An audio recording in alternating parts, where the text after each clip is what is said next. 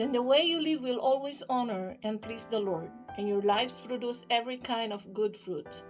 All the while you will grow as you learn to know God better and better. Colossians chapter 1 verse 10. This is Paul's prayer to the Colossian Christians and to every believer today. In his prayer, he states his deepest desire for every Christian. Paul's desires is for their actions to match their beliefs. He wants them to walk their talk. Paul wants these believers to be fully pleasing to the Lord. Pleasing God includes believing in Him and living a life that follows His teachings. Paul wants every believer to be effective, productive, and godly in their spiritual growth. The idea of bearing fruit implies maturity. Paul longs for all of his fellow believers, including us, to grow in maturity as part of our Christian walk. As John MacArthur says, the results of walking worthy are manifested in two ways.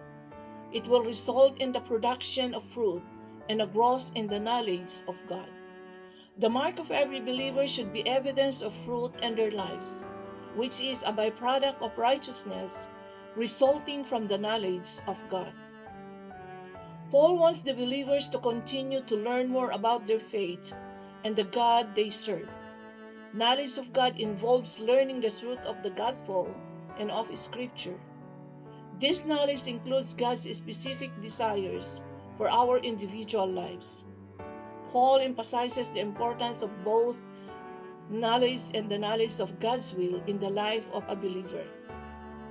He means to show that these two areas of knowledge are clearly connected. Therefore, when we spend time studying Scripture, it is not done so simply to gain knowledge, but to gain wisdom.